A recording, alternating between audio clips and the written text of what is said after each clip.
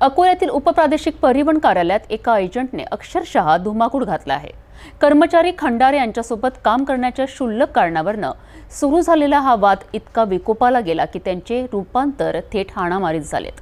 सरकारी कार्यालयात कर्मचाऱ्याला मारहाण करण्याची ही घटना गंभीर आहे।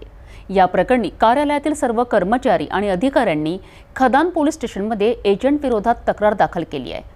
मात्र या घटनेनंतर उपप्रादेशिक परिवहन विभागाच्या अधिकाऱ्यांनी आश्चर्यकारक मौन धारण केले आहे, ज्यामुळे अनेक प्रश्न उपस्थित होत आहेत। अकोल्याच्या उपप्रादेशिक परिवहन कार्यालयात गुरुवारी एक धक्कादायक घटनेने खळबळ उडाली। एका अज्ञात एजंटने कार्यालयातील कर्मचारी खंडारे यांच्यासोबत वाद घातला।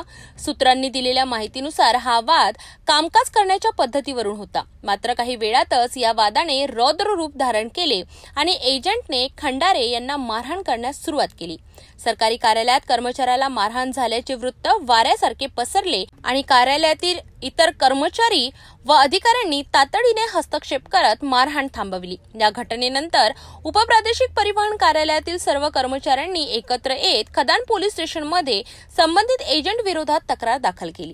या गंभीर घटनेनंतर उपप्रादेशिक परिवहन विभागाच्या वरिष्ठ अधिकाऱ्यांकडून कोणतीही प्रतिक्रिया आलेली नाही। अधिकाऱ्यांनी चुप्पी साधल्यामुळे आता तर्कवितर्कांना उधाण आले आहे। काही लोकांच्या मनात शंका आहे की या एजंटने आणि परिवहन विभागातील काही अधिकाऱ्यांचे साटेलोटे तर झाले नाही ना, कारण यापूर्वीही अशा घटना घडल्याचे बोलले जात आहे। सूत्रांनी दिलेल्या माहितीनुसार गेल्या 5 महिन्यात कार्यालयात कर्मचाऱ्यांसोबत गैरवर्तन किंवा वादाची ही 5वी घटना आहे। विशेष म्हणजे कार्यालयाचे प्रमुख महिन्यातून काही दिवसच कार्यालयाला भेट देतात, त्यामुळे कर्मचाऱ्यांवर वरिष्ठांचा कोणताही वचक नसल्याची चर्चा रंगली आहे। यामुळेच अशा घटना वारंवार घडत असल्याचा आरोप कर्मचाऱ्यांकडून केला जात आहे। आता पोलीस या प्रकरणी काय कार्यवाही करतात आणि परिवहन विभाग यावर आपली भूमिका कधी स्पष्ट करतो, याकडे सगळ्यांचे लक्ष लागलेले आहे। अकोल्यातील उपप्रादेशिक परिवहन कार्यालयातील ही घटना अनेक प्रश्न उभे करते। कर्मचाऱ्यांवरील वाढते हल्ले आणि अधिकाऱ्यांची चुप्पी नक्कीच चिंताजनक आहे। या प्रकरणी निष्पक्ष चौकशी होऊन दोषींवर कठोर कारवाई होणे अपेक्षित आहे।